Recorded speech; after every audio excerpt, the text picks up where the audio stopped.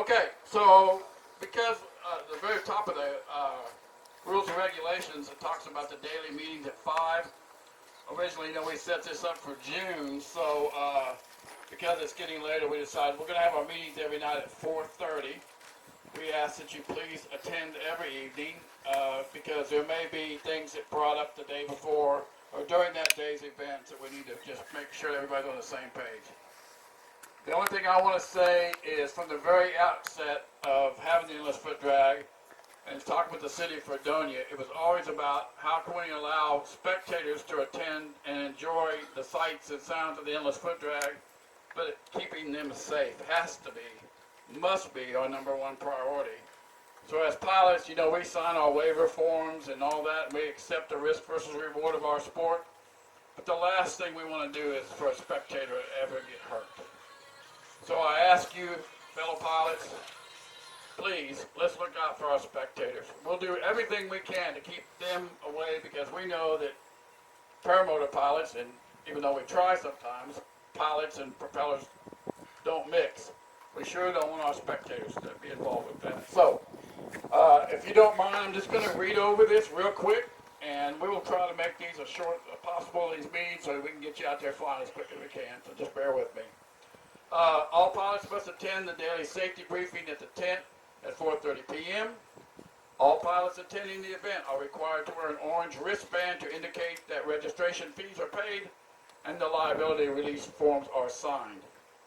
Please help us when you're out on the LZ. If you see someone without a wristband, get in touch with a safety officer, air boss, or someone in authority and gently remind them, hey, you need to go visit Miss D at the front desk or whatever and get this taken care of with your registration. No open fires on airport property allowed. Barbecue grills are okay, but must be operated in the grass, not on the runway, which you guys, even with all the rain, that's probably why it didn't make a problem because everything was soaking wet last year, but the runway, even after everybody left last year, on Sunday, I went out the following Monday, and there was only a couple of spots that I had to acid wash and clean up because the city allows us to park. Please, no gasoline, no fires, no dumping coals on the runway. Try to keep it as clean as when we first got permission to use it, if you would. Dispose of cool coals in the grass and bagged all trash in the designated areas. We've got all the dumpsters here. Let us know if they start getting too full. We'll keep an eye on them, and the city will take care of that. No fueling of flight gear in the hangar or on the concrete. Fuel up your gear in the grass, please. Portable generators may not be run or fueled on the runway. They must be run either in the grass or in the back of your truck or whatever vehicle you have. Consumption of alcohol is prohibited while flying for obvious reasons. Flying while intoxicated is prohibited. Wait till after the day's flight operations have ceased to consume any alcoholic beverages. Designated LZs are to be used for takeoffs and landings only. No playing around over the LZs. Well, guys, we've got over 100 pilots our very first day. The Lord continues to bless us with beautiful weather. We're looking at big numbers by this weekend, which we would all love to see, but it's only going to be as safe as we make it. So we talk about keeping your head on a swivel, looking out for each other. Take your gear out, lay out whatever with your friends, take off, and we've got LZs as far as the eyes can see and then beyond. Go fly, enjoy yourself, come back, look for your opening and land. We'd rather not to see, and I'm not saying it's not going to happen, but as much as possible, and I'll let Martin expand on this in a minute, but just try to stay away from our LZs for people that want to take off and land. Keep that area as clear as possible, if you will, please. When flying off-site, please be aware and consider the farmer's livestock and don't buzz them, like horses in corrals and such, because I've always said this, I would hate to have to come to the restaurant on Saturday morning and have the farmers start throwing food at me because their livestock all got run out of their corrals because of us. There are lots of empty fields out here in Kansas. The same applies to, again, corrals around farmers' homes. Be respectful of others' property and animals. Now, to that, I want to look at an addendum. It is early bow season in Kansas. Please be aware that when you drop down and decide you want to go cruising along the river and things like that, just be mindful. If you see a new truck pulled off in the ditch somewhere and you wonder, why would that truck be there? Odds are it's somebody bow hunting in a tree. And the last thing we want to do is be spooking their deer that they've been on trail camera for 6 months waiting to get a chance at. But anyways, use your common sense there, please. Discharge of firearms is prohibited except for use at the gun range on the northwest side of the airport property. So you see that big berm over there?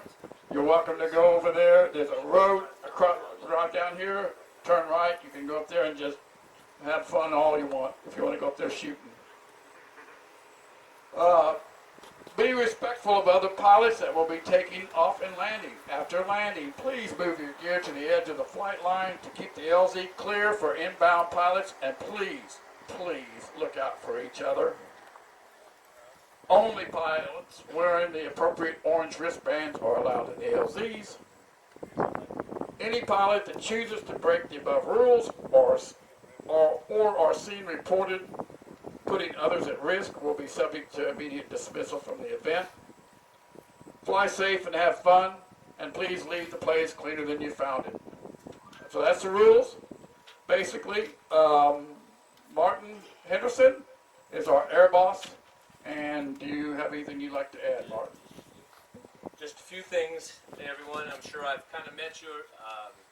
Want to welcome you on behalf of Michael Holiday and all the effort that he put into putting this thing together. It's a lot of work he did, so we appreciate that, Mike. This thing called safety, everybody knows all about it. Just please try to help one another when we're out here. A lot of people don't know. They've not been to a fly-in before.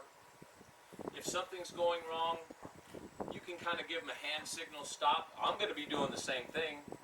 Not to kind of be, I'm not saying mean, but if I see there's something safety-wise, please understand it's just because there's something safety going on. I think the majority of us have flown by ourselves more than with others, and so it's imperative that safety has to be our first priority as pilots. If you have a motor out, you're welcome to call me if anybody wants to take my number now, or you can kind of get it if you come up to me. It's 210-445-8744. I'll come get you if you have a motor out. Try to give a little, I guess, pinpoint accuracy would help, and send it to me via that text, and then I can come recover you with my pickup. 210-445-8744. So there's also other gentlemen that are going to be helping me out. One is Damon right here, but there's other guys that we've already asked in advance to help us out, and they're going to be wearing blue vests, and they're just here to help. That's all we're here to do, and kind of promote safety. So if you do have something wrong, goes wrong on a takeoff or landing or something, we're going to ask if you want help. If you don't want help, that's your choice. We're not here to kind of push the. We're going to do it and get you out of the way. That's not our focus. We just want you to kind of get up safely and go fly. And that's another thing that I want to kind of emphasize around here. Haven't had a chance to kind of do this map style thing about what's not allowed in this area, but just take this runway and run it all the way down to where you see the corner over here, and then go west where it's all cut, all that cut field. As soon as you launch, go, get away, don't do anything fancy. We know you're good at what you do, but we don't want you to kind of hinder the fact that other people are trying to launch, and that's the only thing we ask. A lot of people kind of go up, bank hard left, bank hard right, look at me, I'm a hot dog. Just go somewhere else and hot dog all you want. There's a lot of land out here. So if I see you doing that, or other air bosses seeing you do that, if we can figure out who you are, once you land, we're going to talk to you and give you pretty much the last warning, because you've already been asked on paper, you've been verbally asked, what next? How many more times are you going to do it before we have to say, we can't handle this, you got to go? And we don't want to do that because you're here to have fun and you spent money and time and vacation, but we also have to realize that safety is imperative. It's just imperative. So one or two more things.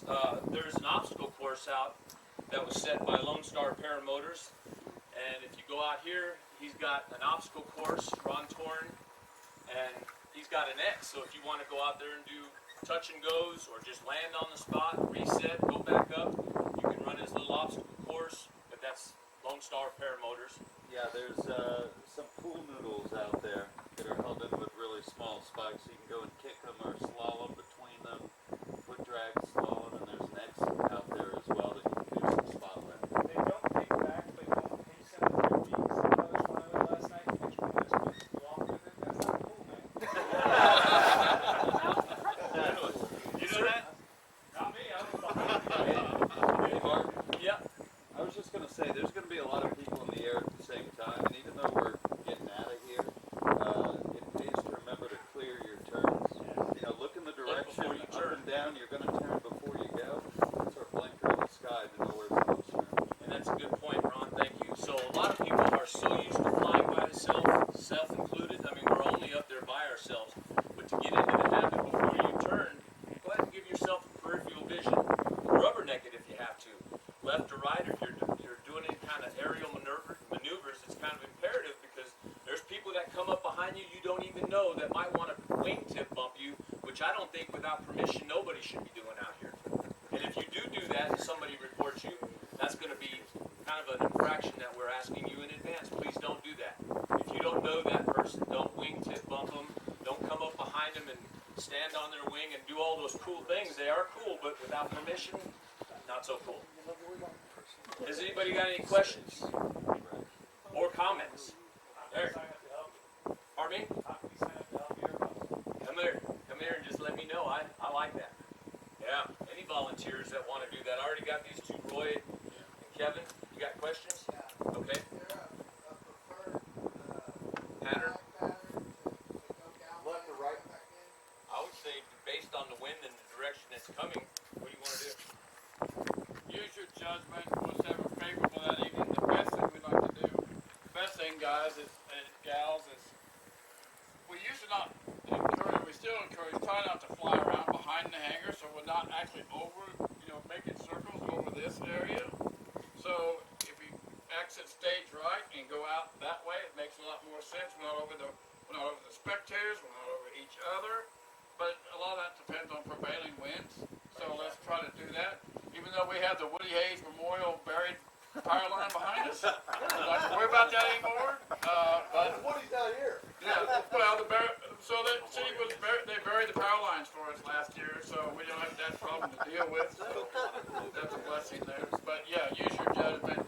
The other thing is, I've always been I remember down in Arkansas, I call it Bogart, somebody else's launch. You go out and you set up and you go to get your motor on your back and you next know somebody comes in and sets up right in front of you. They take off and your wing starts turning into origami behind while it's laying on the ground. So don't Bogart somebody else's setup. Be kind to your fellow pilot and let him get off the ground, if you will. So.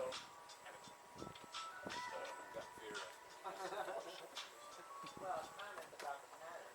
Okay. Would it make sense that the foot launch be west traffic, whether it's landing north or south, and right is east traffic, whether it's landing north or south, keep them away from each other?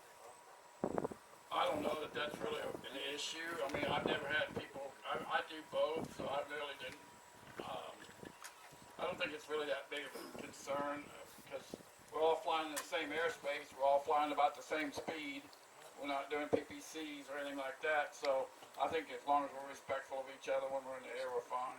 The reason for my question was, when we were coming back this morning, I didn't know whether I should come down this side or that side to come in to do my final approach. Swing Well, wide. as long as you swing wide and don't come right over, like say, you know where the cornfield is right there, So it's okay so inside. I wouldn't say go over Tony's house over there, but if you split the cornfield, that's not such a big deal. Okay. Or anything west of the runway. Chuck, did you have something? Yeah, hi. I would love just a show of hands, please, on here is going to be flying in Kansas and on this field for the first time. Can you please raise up your hand? Just an idea. Okay, thanks. And who here is at their first fly-in ever? If you could please raise your hand. So, among these people or anybody else, if you want a little bit more assistance or have a little bit more of a personal question, I'll stay behind for a few more minutes and be happy to answer that or calm your nerves in choosing a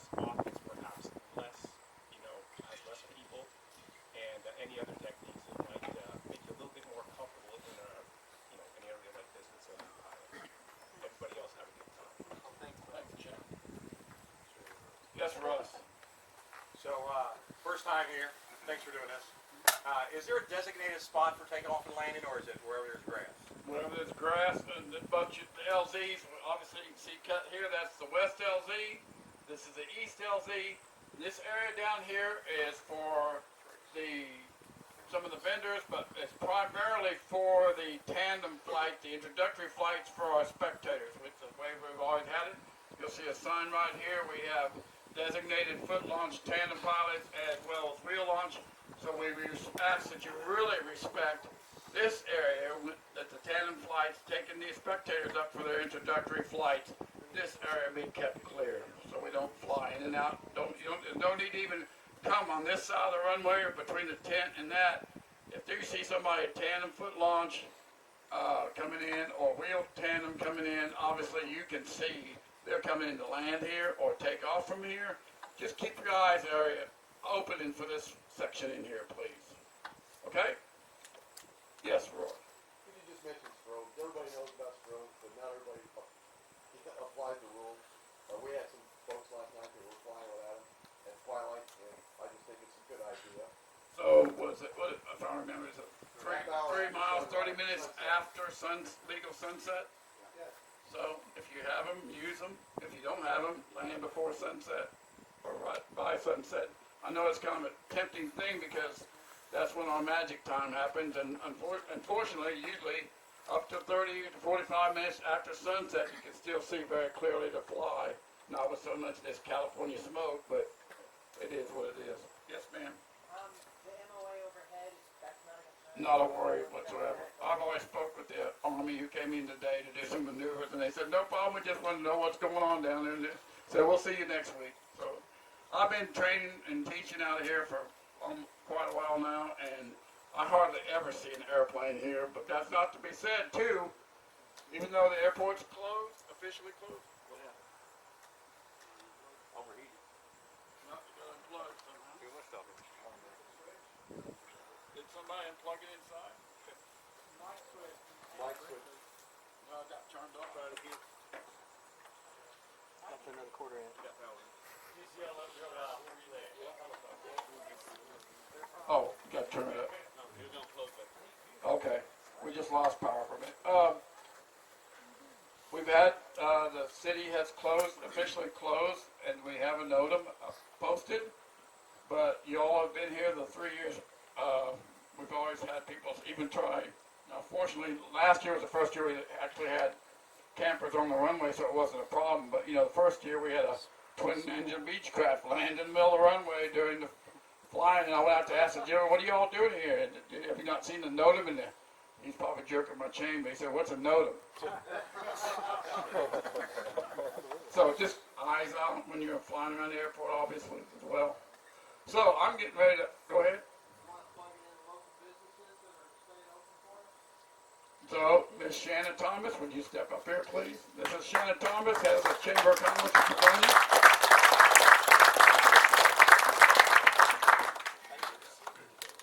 How are you?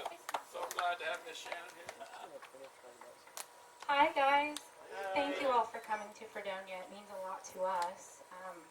I know Mr. Mike here has put in a lot of work. He puts in a lot of work every year putting this on, and Sean and Check and Martin help a lot with that. But our town is super, super happy to have you. I know with everything going on, our entire area of Southeast Kansas is really excited to have you guys here because there hasn't really been a lot going on anywhere in the world.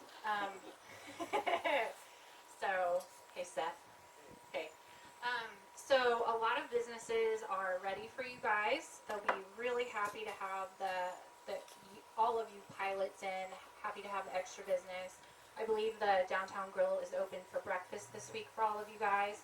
We have steak houses, we have a Thai restaurant that wasn't open last time you guys were here. We have a really great Mennonite restaurant. I don't know if you guys are familiar with Mennonite food, but it's like going to grandma's house, but even better. Mexican. So we have a bunch of stuff that's open for you guys. Dee's food. Oh, Dee, Mike's sister, is having food. When is she having food available? Started today, so, Okay, so available now. Small items in the breakfast, biscuits and gravy, burritos and stuff in the morning, lunch sandwiches, stuff like that for people that want to just eat on site. She's got that available to them. Anybody else have any questions about local stuff? Hardware store downtown. We have the Fredonia True Value. It's on the downtown square. We also have Napa that's directly across the corner from the Mennonite restaurant, the kitchen table. Close to downtown, we also have Carter's Auto Parts, and we also have an O'Reilly's. So there's 4 different places for you guys to get parts as you need them. Anything else? Groceries? We do have. Groceries. No, we have that too. Okay, so liquor store is if you go straight into town from here and you just keep going straight, you'll be able to find it. I think they're open till 10 or 11 every night. Grocery store on the other side of town from here is called G&W Foods.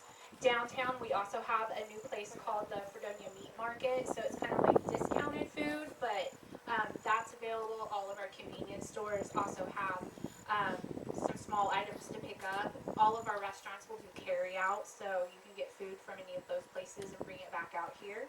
Is that it? Thank you for having us. No, thank you for coming. We are very happy to have you here. So I'm looking forward to some Tampa Muggers later. Thank you. Okay. So after tonight, we'll make sure we try to get this done within the 30-minute time slot to get you guys up and flying. I would like to say that the Uptown Grill, Miss Susan, who runs it, has a breakfast menu, and she's been bringing out a thing for, and she's running a special time from like 7 o'clock in the morning till 9:30. Because I told her what time all of us go out and fly. You want to go out and grab you some breakfast afterwards. The Mennonite restaurant, for those of you who don't know, is called the Kitchen Table. Very good food. And then they have Rick's Place, which is out by the roundabout. Very good food out there. He's open from 4 to 9, isn't it, Shannon? Yes. 4 to 9, out there by the roundabout. So, and then we have is the Stockyard Steakhouse open? Thursday, Friday, and Saturday. Thursday, Friday, and Saturday. Okay. Quick word about the flying. People have asked me, where's a really cool place to go see? I've had people ask me, what's really neat to see? And I made the mention that if you really want to have a great scenic flight, because the rivers are actually so down this year, if you take off south, straight out of Fredonia, just southwest of that mound over there, just between the 2 mounds, you'll find the old mill dam. What's that called here in Fredonia? Which dam is that? Mill Dam. Okay, mill dam. Old grist mill, and if you follow that Fall River, if you follow that all the way to Neodesha, you'll actually run into 3 more dams along the Fall River. If you follow the Fall River out of Neodesha to the southeast, which by the crow flies is about 12, 14 miles. If you follow the river, it's about 18 miles, but it's a very scenic flight along the river. You'll see all these dams into Neodesha. If you stay on the Fall River, 3 miles southeast of Neodesha is the convergence of the Fall River and the Vertigus River coming from the north. So you can find the convergence, turn left, you'll go north all the way to Altoona, Kansas, and you'll find another dam at Altoona. Take a hard left, and you'll come up 47 Highway in case you get lost, right back to Fredonia. So that's a nice triangle flight. The other option is to climb up 2,000 feet, and if you look to the south, you'll see Elk City Reservoir about 22 miles that way. About 20 miles that way is Fall River Reservoir. 18 miles that way is Toronto Lake Reservoir. Beautiful flying, a lot of scenic vistas, especially up around Toronto. There's some great places to fly around up around Toronto. We'll talk later on in the week. We're trying to set up a flight out west to the famous Beaumont Hotel and Airport. We'll go out there and land on Friday morning possibly and have breakfast at the airport. Rick Spiller, would you please stand? Rick Spiller knows all about it, and he was guiding that flight if we can make that happen for Friday morning when they're open. And so those are just some of the things that we can do. Now, we all know about the drawing that everybody's come to do for this week, and we've been gracious with a lot of great sponsors here at the Endless Foot Drag who have donated a lot of wonderful things. So we're going to start tonight and start giving first things away. If you're drawing for anything during the week, your name will be put back in for the big drawing on Friday and Saturday for the more higher ticket items like wings, some a complete paramotor on Saturday, as well as a really nice frame that will be given away. And this is all from the Endless Foot Drag to you, our registered pilots. So with a registration, you have a chance to walk away with on Saturday with an almost $8,000 paramotor on your back. So not only that, but we got wings that have been donated and some other items as well. So I'd like to start off with, I need a volunteer. Here, Deacon, I want you to draw first name of the two items that we're going to give away. First is a PPG smoke system donated by Powerfly USA. And you have to be present to win. I give you 5 minutes to claim your prize, or it's going to be the next person. Todd Scott.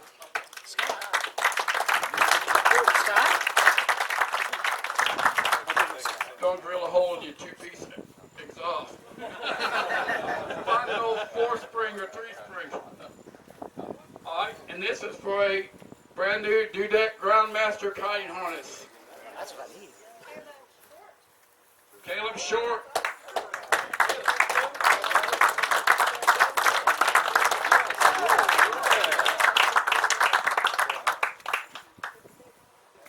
Congratulations, Caleb. All right, guys. Any other questions real quick? No, thank you. Yeah. God bless y'all. Thanks for coming and have a great time, everybody. See you tomorrow.